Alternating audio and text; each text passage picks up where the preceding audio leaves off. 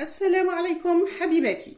اليوم ان شاء الله غادي نفصلوا بدعيه بلاستيك عند الصدر. غادي نستعملوا نفس طريقه الميلان اللي درناها في الفيديو ما قبل السابق.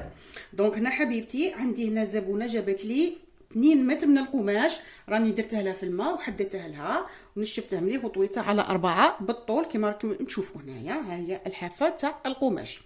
دونك راني قديت الحافه هنايا جيدا، وهنا كما قلت لكم دائما الحاجه الاولى اللي نديروها هي نقلعوا الاكمام في 30 سنتيمتر. دونك هنايا غادي نجي ونحسب من لهنا 30 سنتيمتر ونقص ونوخر الاكمام تاعي.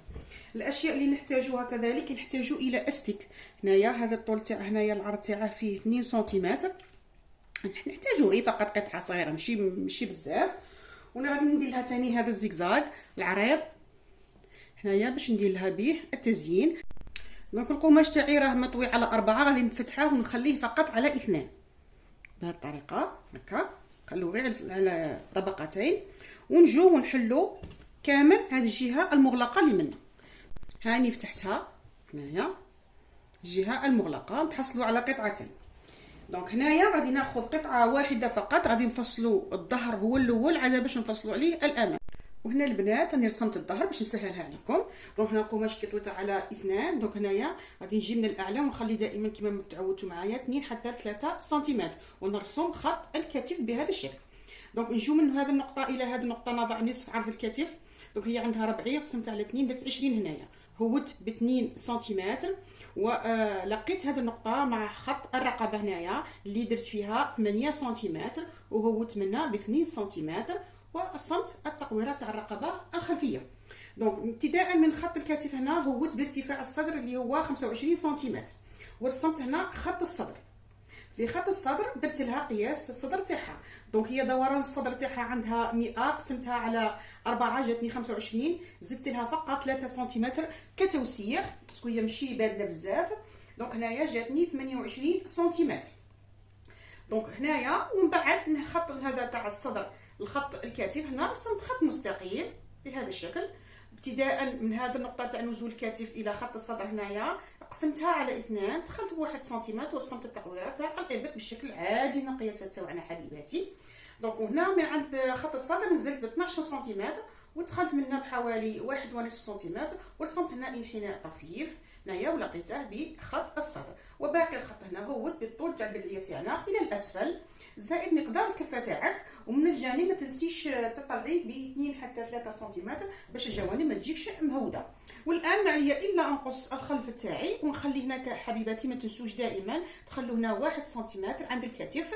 وها هو الخلف تاعنا بعد ما قصيناه حبيباتي حتى للاسفل. وهنا البنات قطعه ثانيه كذلك طويتها بالطول بهذا الشكل، ونجيبوا الخلف تاعنا ونحطوه بطريقه مائله بهذا الشكل. ما نحطوش الحافه مع الحافه، ونحطوه بطريقه مائله. خاص هذا هنا النقطه تاع الابط تجي مع الحافه مباشره بهذا الشكل. دونك وحده سقستني قالت لي علاش كديري الطريقه تاع الميلان هذه. راني نديرها حبيبتي باش نتحصل على زياده هنا عند الصدر، وكذلك لاني لو درت زياده على كامل الامام كيما هاك بهذا الشكل ونديرها على كامل الامام، القماش كان مطوي على بالطول كيما هكا ما يقدنيش. دونك كي نجي نحط الخلف على الامام ما يجيش معاه سوا يبقى تفاوت بيناتهم. صحيح ان القماش ما يكفينيش حبيبتي، صحيح من الجنب ما يكفينيش صحيح. دونك اما انت اذا كان عندك القماش بزياده كنت جايبه 3 متر فطوي القماش تاعك بالعرض حبيبتي ثم يقدك. لا بغيتي ديري على الزياده على كامل الامام ديريها حبيبتي ثم ما كاش اشكال. دونك هنايا دونك هكا سلكوا ريصالنا البنات كي يكون عندنا القماش قليل وباغي نديرو موديل سلكوا ريصالنا. دونك بهذا الشكل نحط القماش تاعي هنايا هكا بطريقه مائله. اما من الاسفل هنايا عند وين يتلاقى لك القماش لقيه كما درنا في الموديل السابق هكا. صحيح حبيبتي ان شاء الله تكون الامور عندكم واضحه. والان نجو عند الرقبه هنايا عند الكتف عفوا. هذه الزياده خاصنا نقلعوها، هذا 1 سنتيمتر من الامام خاصه ينقلع. نجو هنا نديرو ثانيه بهذا الشكل ونحكموه بالدبوس هكذا ونجو نطراسو الكتف الرقبة هكا طريقة مستقيمة بهذا الشكل، هكا نطراسو منا الكتف الابط والجنب ونقصو الشكل تاعنا. وها هو القص تاعنا البنات، شفتوا نقلع الخلف على الدبابيس. وعندكم حاجه ديروها البنات، علموا ليا هنا الراس تاع الكتف، هذا هنا هذه النقطه اللي غادي نديرو منها قياس. والان البنات نجيو هنا عند راس الكتف، نجيبو الشريط تاعنا ورا هكا بطريقه مستقيمه. نتوما شو البنات ميلوه لي شويه، شوفوا غير هكا ميلوه ميلان خفيف هكا باش هذه المسافه تاني تبقى لنا مليحه. ميلها بهذه الطريقه ونجي عند 14. بغيتو ديروا 14 بغيتو ديروا 15 لكم الاختيار. وندير نقطه، ندير خط، نرسم الخط تاعي بهذا الشكل حتى الكتف، من النقطه 14 حتى الكتف. هنايا دوك نقول لكم شحال بقى لي مسافه من هنا لهنا، شحال بقات لي اللي حبت دير بالمسافه. هنا بقات لي 17 سنتيمتر صايي بهذا الشكل هكا. نرسم الخط صاي البنات. وشوفوا البنات هنا عند حلة الابط من الامام مشقاش ندخلوا بواحد سنتيمتر. لماذا؟ لان الاستيك غادي يجبدها لنا، فهاديك الزياده اللي نخافوا منها تبقى لنا عند الابط غادي ما تبانش.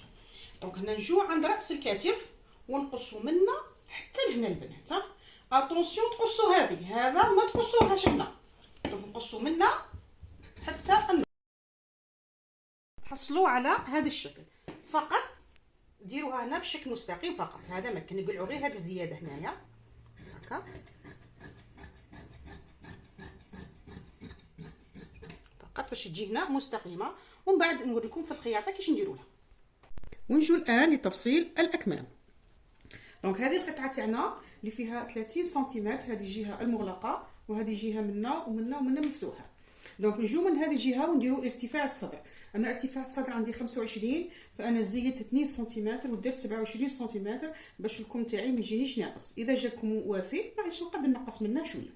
دونك نجيو نديروا من ارتفاع الصدر زائد 2 سنتيمتر، هنايا درت 27. ومن بعد من هذه النقطه ندخل منها ب 12 سنتيمتر ونرسم خط مستقيم من هذه النقطه الى غايه راس الكم. هنا يا حبيبتي نقسم هذا الخط على 2 بهذا الشكل. منا نخرج بواحد سنتيمتر، منا ندخل بواحد سنتيمتر ونرسم التقويره عادي تاع الكم تاعنا. وهنا الفتحه درت فيها 20 سنتيمتر ونرسم انحناء طفيف بهذا الشكل كم عادي ونقص بهذا الشكل. بعد ذلك نفتح الكم تاعنا كما موالفين نديروا البنات، كنفتح بهذا الشكل. نعلم الان خاصني نختار جهه نديرها هي الامام. دونك نجي منا وندير اكس ونعاود منا وندير اكس بهذا الشكل. ونعلم كذلك راس الكم بهذا الشكل ونقص منها حوالي 1 سنتيمتر عادي. وهنا البنات راني فصلت تبطين الرقبه الخلفيه. دونك غادي ندير له لاطوال كولونت ونفوت له السرفله من الجهه الخارجيه كما موالفين نديروا. شوفوا اللي ما بغاش دير لاطوال كولونت ما ديرش حبيبتي، لا ما عندكش ولا ما عندكش كذلك السرفله، غير هنايا هكا من الداخل نصف سنتيمتر على كل حافه. ونحتاج كذلك الى شريط فيه 3 سنتيمتر باش نديروا الفينيسيون تاع الحواف تاع الرقبه. الان نجيبوا الامام تاعنا بهذا الشكل، نطوو عند المنطقه تاع نهايه القص من هذا الجانب وهذا الجانب. هذه القطعه نردوها بهذا الشكل حتى للنهايه تاع القص بهذا الشكل. ونجيبوا المكوات تاعنا ونقوم بالضغط جيدا هكا باش نتحصلوا على خط مستقيم بهذا الشكل بكل سهوله. ونجيبوا الان الشريط تاعنا تاع القياس، نجيو هنا من الاعلى نخلوه 1.5 سنتيمتر بهذا الشكل. نحسب 1.5 سنتيمتر ونتمشى على كامل قطعه من الحافه. حسبوا البنات هكا وديري خط مستقيم على كامل هذه الجهه العلويه هنايا. بعد ذلك نجيبوا الشريط تاعنا المطاطي، نخلو قيمه الشريط نحطو مباشره مع الخط بهذا الشكل هكا الشريط تاعنا، ونخلو القيمه تاع الشريط المطاطي زائد 1 سنتيمتر. 1 سنتيمتر اللي غادي نثنوه الى الداخل باش نفينو القطعه تاعنا. تسمى غادي نخلو هنا 1.5 سنتيمتر ونخلو قيمه الاستيك زائد 1 سنتيمتر حتى 1.5 سنتيمتر بهذا الشكل. وهذه الزياده غادي كاع نقصوها. وها هي الزياده اللي ثنيتها الى الداخل بعد ما قصيت بقيه القماش. ها هي فوت عليها بالمكواة باش تقعد لنا بلا. الان نجي ندير خياطه على مستوى هذا الخط، وعاود ندير خياطه على مستوى الخط الثاني.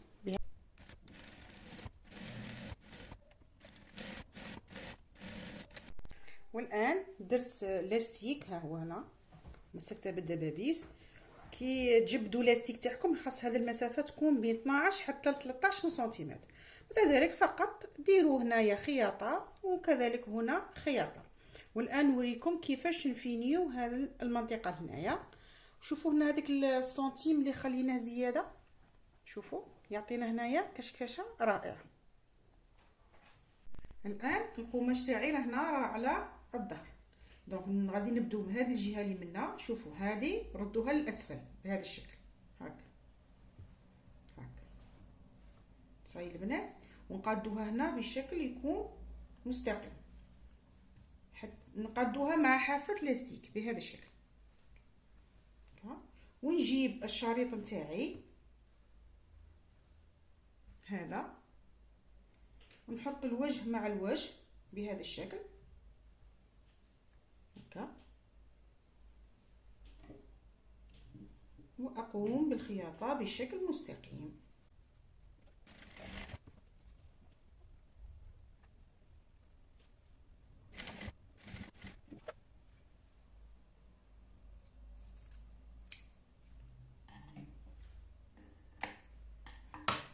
وهنا نترك مسافة بهذا الشكل زائدة.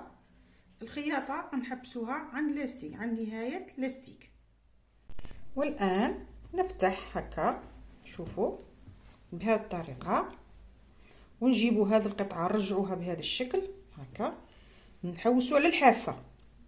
هذه هي الحافة تاعنا، سواء بالمكواة تقادوا الحافة جيدا أو فقط بالأصابع بهذا الشكل.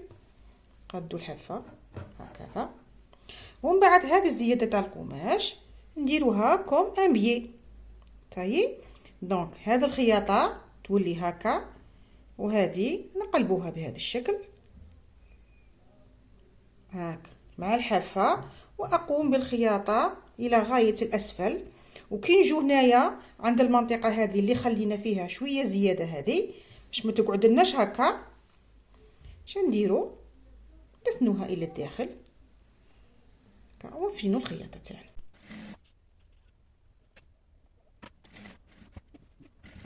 اما بالنسبه لهذه الجهه شوفوا كي نديرو، دونك لهذه الجهه ردوها للاسفل بهذه الطريقه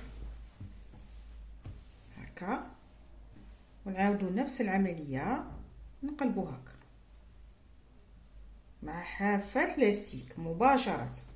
نسرحوا القماش تاعنا بهذه الطريقه، ونجيبوا البي تاعنا الوجه مع الوجه بهذه الطريقه. نحطها هنا، نخلي توجو مسافه 2 و 3 سنتيمتر، ونجيب نحط بهذه الطريقه، ونعاود الخياطه كما درنا في الشكل الاخر.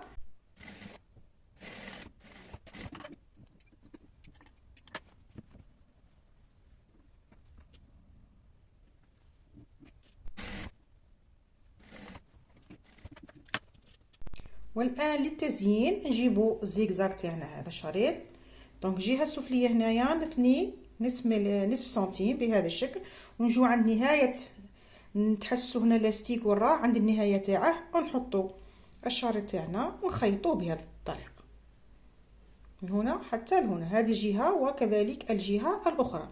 كذلك تقدروا تستعملوا الدونتيل.